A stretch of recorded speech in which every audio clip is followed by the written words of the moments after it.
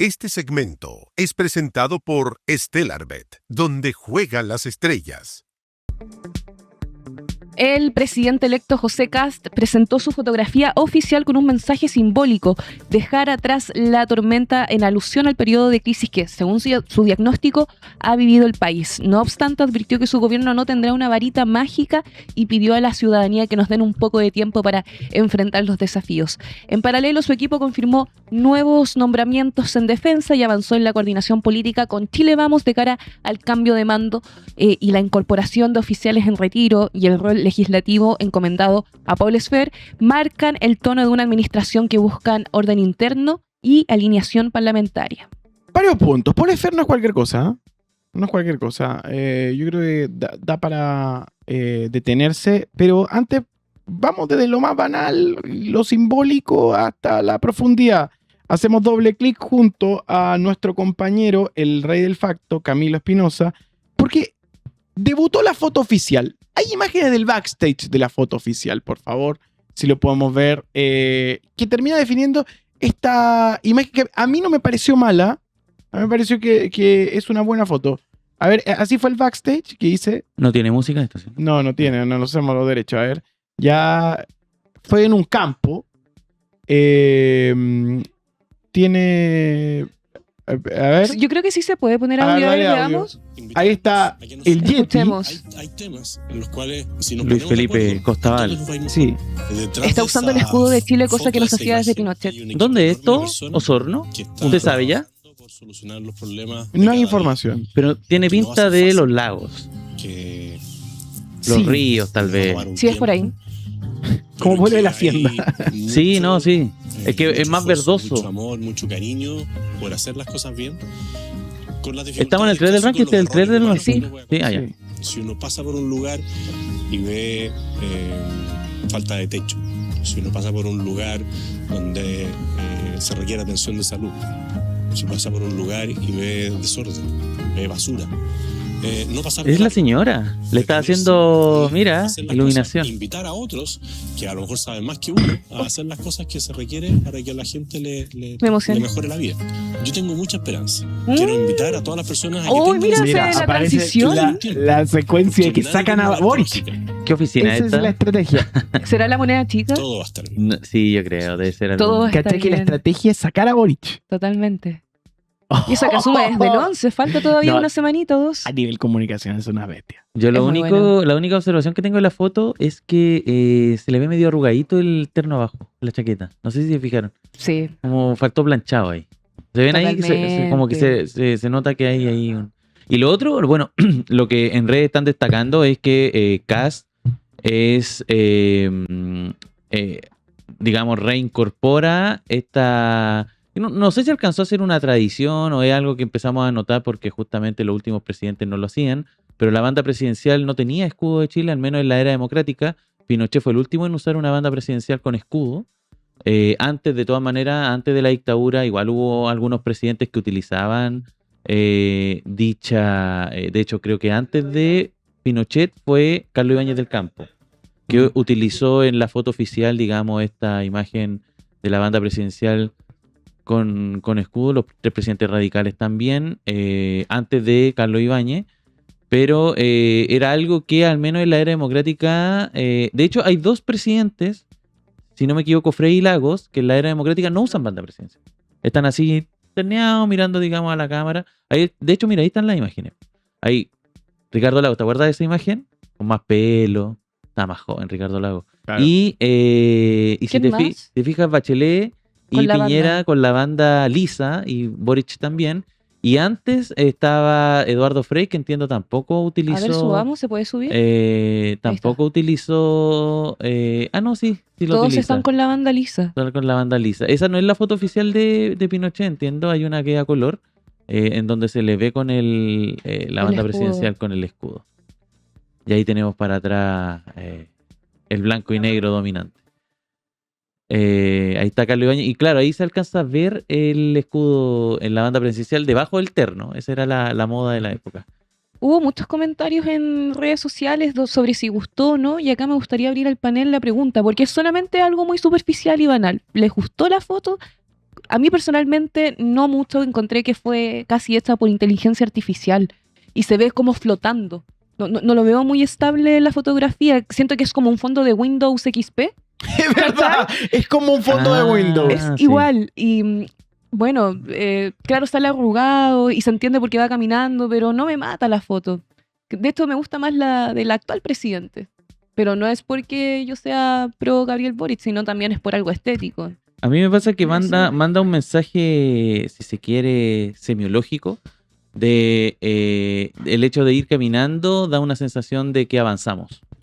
Como ¿cachai? Como que vamos a ir hacia adelante. Entonces, y invita a aquello. Tiene sentido. Y por ahí, claro, yo creo que el resto de las prerrogativas de la foto que están en un campo que es muy de él también, alguien de Paine, entonces se siente a gusto en estas praderas que todavía no sabemos de dónde son, o no sé si habrá ya salido algún tipo de reporte como con el backstage de esta imagen, porque tenemos el video, pero en el video tampoco dilucidan mucho, y en los reportes de ayer de la imagen tampoco había mayor información de dónde había sido, quién era la productora a cargo, y siempre el típico reportaje que aparece respecto a esta imagen, pero tiene ese fondo claro, como Windows XP, Sí. muy pradera.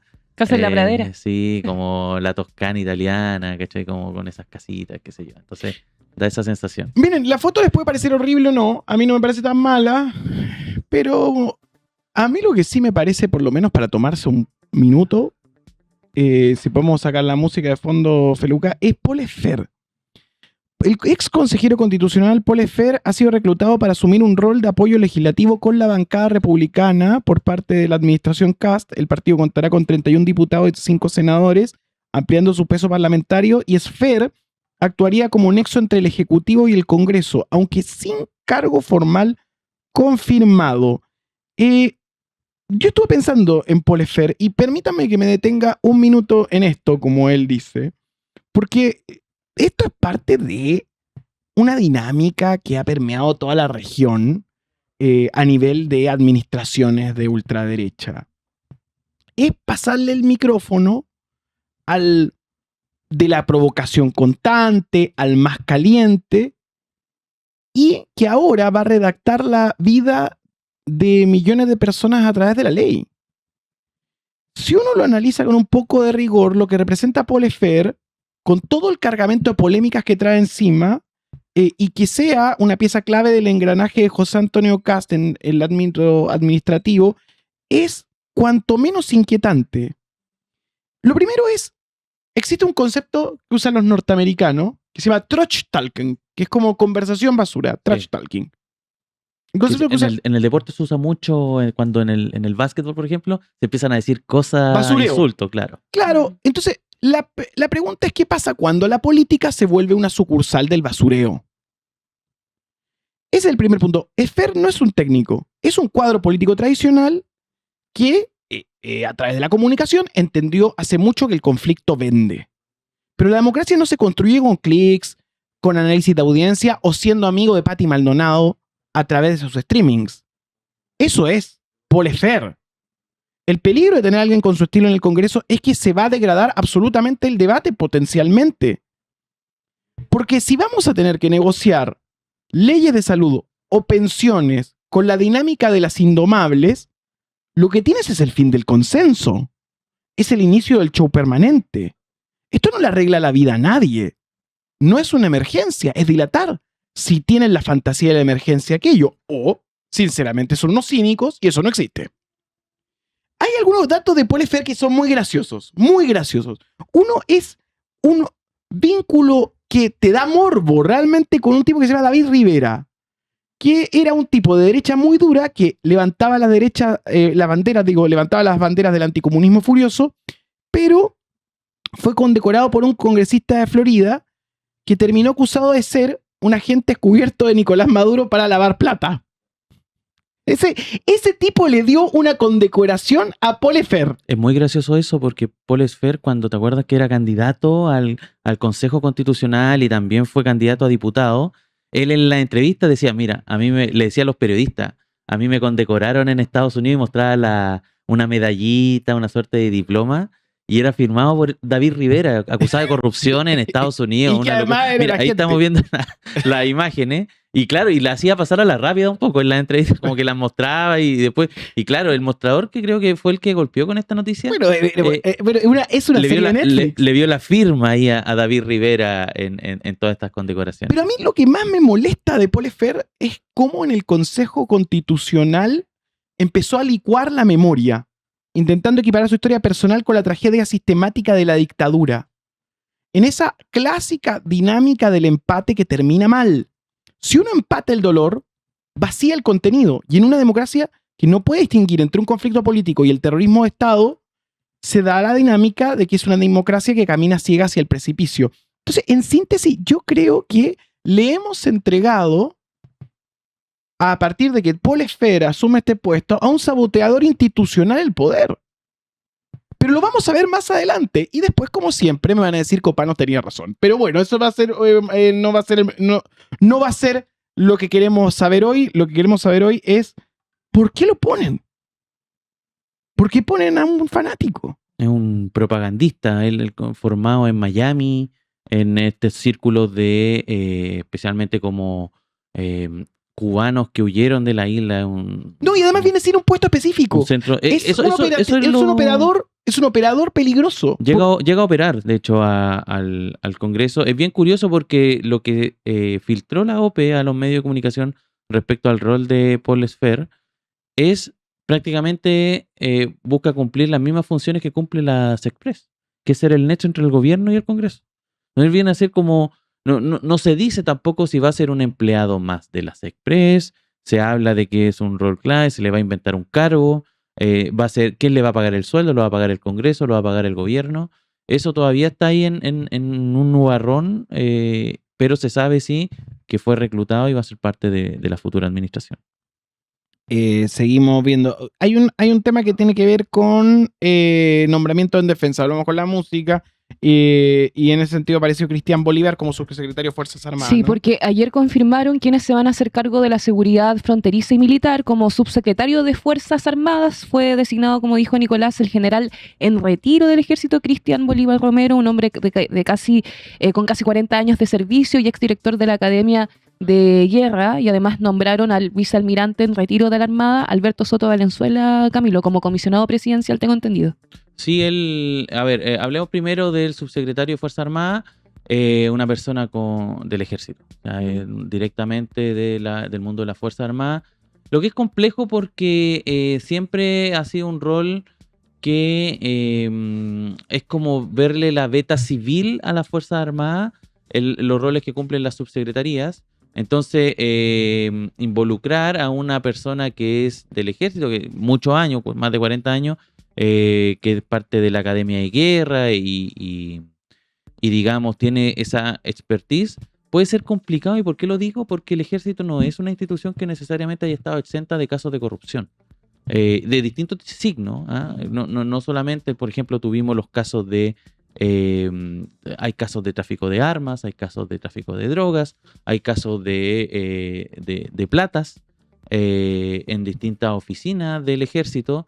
Entonces, tener a alguien ahí que no necesariamente llegue a cumplir un rol de como una observación más civil de la actividad puede ser complicado, puede traer esos contras. Entonces, mucho ojo también con lo que pueda pasar en ese espacio en particular. Y lo otro es que, claro, Kast tiene esta idea del escudo fronterizo, entonces para eso necesita una persona que coordine esta idea, lo mismo que pasa en la Araucanía con la macrozona sur, una lógica más de macrozona norte, especialmente centrada en la frontera, va a ser el rol de este comisionado, que también fue parte de los nombramientos recientes de José Antonio Kast, que también ayer se reunió con Chile Vamos, eso es lo último, estuvo reunido con los presidentes de partido. Se dice que dentro de las cosas que se hablaron no se habló el tema del tren chino. O sea, yo creo que están más preocupados, o al menos ellos tienen la mira puesta fundamentalmente en lo que va a ser la renovación de las directivas de tanto el Senado como la Cámara de Diputados. Entonces están ahí. ¿Se acuerdan esa reunión fallida que comentaba una semana? Que Kast citó a los senadores y lo dejaron en visto. Los temas que quería tratar en esa reunión finalmente los está tratando directamente con los presidentes de partido. Puesto número 2. Como dicen en Brasil. Due.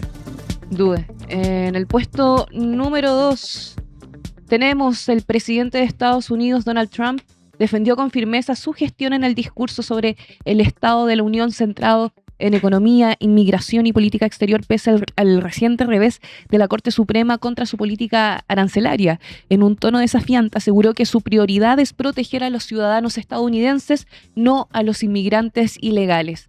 La intervención, la más extensa en este tipo de alocuciones, estuvo marcada por protestas demócratas, cruces directos en el hemiciclo y un clima de alta polarización. Trump reivindicó su agenda de seguridad fronteriza, justificó los aranceles globales y sorprendió también al calificar a Venezuela como un nuevo amigo y socio. Camilo. Me dio mucha risa esto ayer porque Donald Trump dio el discurso más largo. No sé si está chequeado finalmente el dato, al menos era algo que comentaban ayer en la transmisión en vivo. El discurso de la Unión más largo de la historia.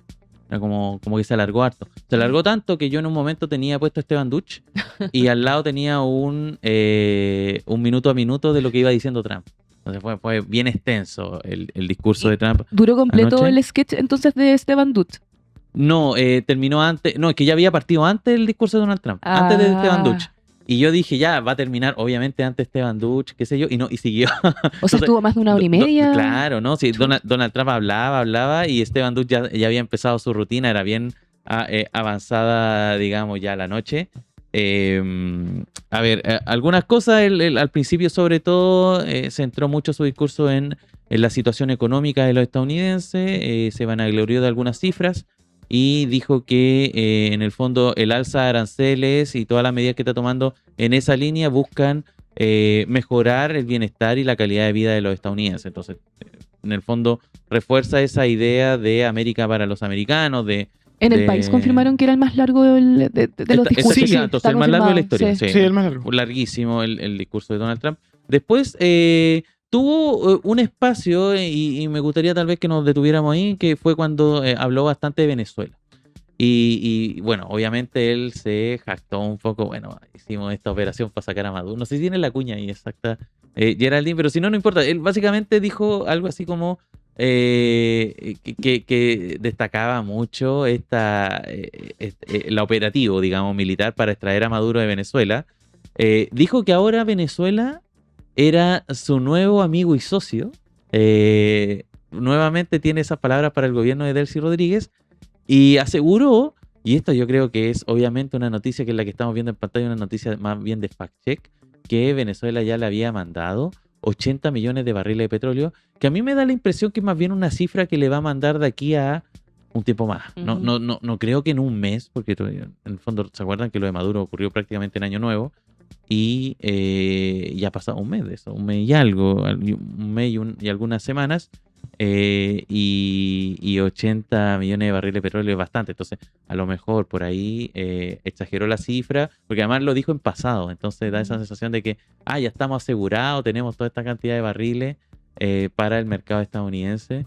Es algo que, digamos, está por verse, o a lo mejor también tienen que ver con un total 2025, puede ser, como de asegurarse, porque se acuerdan que incautó barcos petroleros que tenían justamente petróleo, entonces tal vez está sumando un poco todo. No sé, hay una cifra ahí que yo creo que dejó un halo de dudas en la conversación, al menos así lo manifestaban los distintos medios que estaba revisando, así como ¿será real este tema de los 80 millones de barriles que ya entregó en un plazo de un mes Venezuela a Estados Unidos? Algo que por ahí está en duda. De hecho, otra de las cosas que también se relevaron en los medios de comunicación debido al discurso de Donald Trump es que en medio del discurso, la representante demócrata Ilhan Omar se paró y le gritó a Trump en su cara. De hecho, son imágenes que se han viralizado por todas las redes sociales: has matado estadounidenses. Y Trump no se quedó callado, la apunta y le contesta con el micrófono: deberías avergonzarte.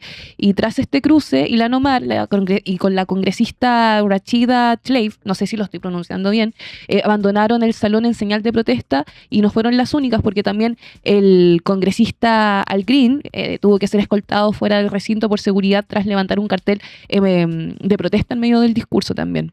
Sí, hubo manifestaciones en este discurso de Trump Y Ilhan Omar también le dijo, claro, como tú estabas contando, le dijo, "You are the killer", lo que provocó un caos momentáneo en la Cámara y subrayó la fractura total entre el Ejecutivo y el ala progresista del Congreso. Hubo un par de menciones a conflictos internacionales que igual cabe mencionar.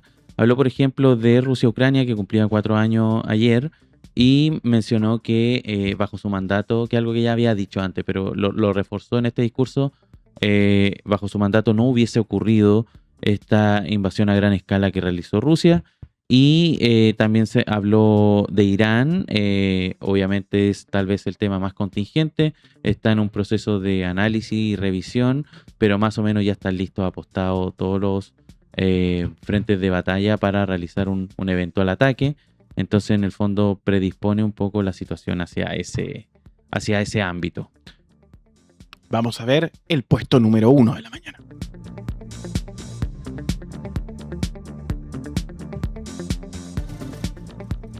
En el puesto número 1 tenemos lo siguiente.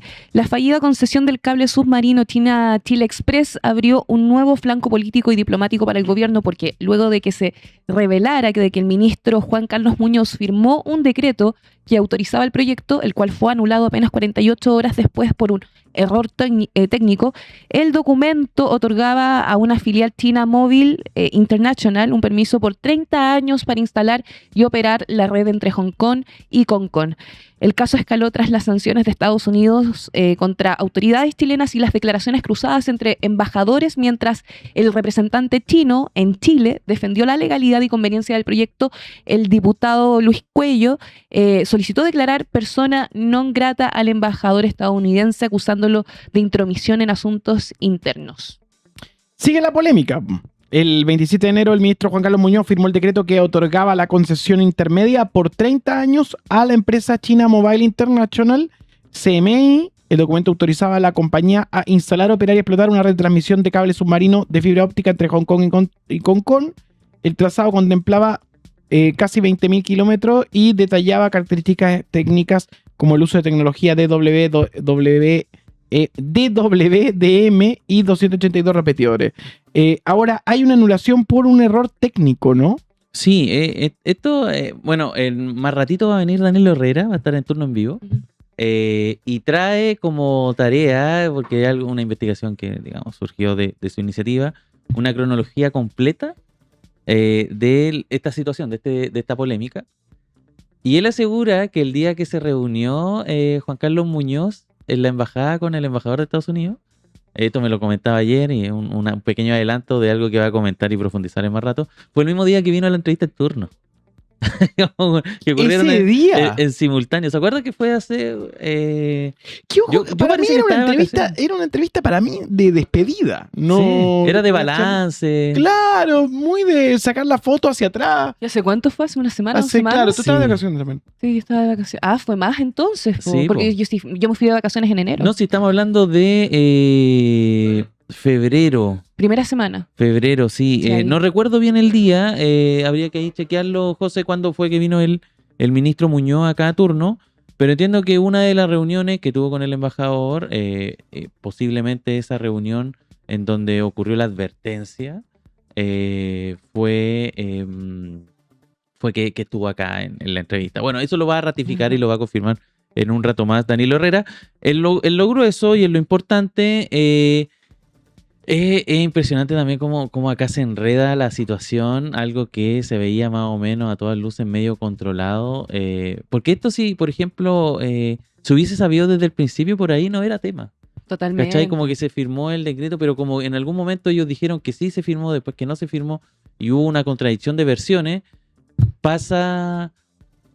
el 27. Fue el 27 de enero. Ahí está el día de Juan Carlos, que fue una muy buena entrevista. Yo me acuerdo haberla visto y que en el fondo ahí comentaba un montón. De hecho, ese día se lanzaba esta idea de los buses red de pagar con la tarjeta de crédito o con cualquier tarjeta, en verdad. Cualquier tarjeta hoy día se puede pagar la micro. Solamente hay que habilitarla en sus respectivas aplicaciones, entiendo. La posibilidad, o creo que ya es automática, es como llegar y pasar la tarjeta. En lo que comentaba, si esto se hubiese sabido probablemente desde el principio y hubiese claridad en torno a cómo fue el tema de los procedimientos, que son varios, que no es que porque el ministro firmó el decreto de concesión, necesariamente va a ser digamos, se va a construir al día siguiente. No, esto tenía que pasar por un montón de trabas, hay un montón de trámites que hacer en esta situación, para este proyecto, el proyecto, ¿cierto?, China Express, que buscaba conectar, tal como decía Nico, Hong Kong con Concón. Sí, pues porque es un trazado de 19.873 kilómetros con tecnología me imagino que esto se pronuncia en inglés, DWDM y 282 repartidores de señal, de los cuales 16 iban a quedar instalados justo en la zona económica exclusiva de Chile. Y claro, según todo esto, el 29 de enero, haciendo como 2 días después. 2 días después, solo 48 horas después, la jefa subrogante, tengo entendido, de la División de Administración y Finanzas de la Subtel, quien es Brunilda Vergara, pidió dejar sin efecto el decreto. Sí, dijo, lo explicó, o sea, salió ayer también que entre las explicaciones quedaba este documento. Entiendo que el encargado también de esa solicitud fue el jefe de gabinete de la Subsecretaría de Telecomunicaciones, Guillermo Petersen. Aludió a errores técnicos en su tipeo. Como que había un problema, entonces lo iban a mandar después como correctamente. Por eso salió la noticia de que finalmente esto 48 horas después ya estaba anulado. Ayer tuiteó el presidente, poco antes de que empezara el festival, y dijo que el proyecto está en evaluación y que ellos van a hacer todo lo posible para tener esa evaluación lo más clara y correcta posible de cara a lo que se viene, porque claramente este va a ser un proyecto que no va a estar en sus manos, sino que quien lo va a finalmente ver si avanza o no, va a ser responsabilidad del futuro gobierno, del gobierno de José Antonio Kast. Digámosle José Kast. José Kast. Sí, es su nombre y apellido, como acto político. Yo creo que el decirle José Antonio es caer dentro del mismo... refuerza su condición de persona de clase alta. Totalmente. ¿Cachai? Y yo creo que hay que decirlo, no hay que ocultarlo. No hay que, Claro. no hay que tratarlo como una persona de celular, sino que hay que recordarle siempre a la gente que José Antonio Kast, de dónde viene, cuál es su estatus, cuál es su condición social, y no tratar de ocultarle. Pero es una cuestión personal. Sí, totalmente. A mí me da la sensación cada vez que escucho José Antonio Kast, yo digo, ¿por qué a mí no me dicen Geraldine Andrea González? ¿Cachai? Yo soy Andrea. Y claro, porque... A mí no me dicen Nicolás Paolo Patricio. Claro, no te dicen así. Sí te dicen así, a veces. Cuando se enojan contigo. Son 3 nombres. Sí. Bueno, a mí me parece interesante el punto de vista de lo que dices, porque Kast lo que hace también es reflejar, y cuando decide también su foto durante la última hora, un espíritu oligárquico, digamos, la hacienda como su expresión cultural. Ahora, tengo un tema que tengo que preguntarte, Rey del Facto, que tiene que ver con si el cable... Porque ahora viene el tema de la administración Kast tiene que resolver lo del cable. Sí. ¿Los complica? Es interesante esa Porque pregunta. debe haber muchos miembros del equipo de... debe haber mucha gente del equipo de Kast que tiene relaciones con el mundo de los negocios. Y muchas de esas relaciones con el mundo de los negocios deben tener que ver con China. Oye, sobre Entonces, hacerle un desaire a China. sobre eso, José Kast ayer dijo, esto supera las posibilidades de una sola persona tomar decisiones y creo que hay muchas situaciones que hay que ir aclarando y se han ido aclarando en el tiempo. ¿Qué dijo? Nada. No, es que yo creo que es la posición correcta, justamente como no decir un poco nada. De hecho, también habló Pere Maquena, quien va a ser su canciller.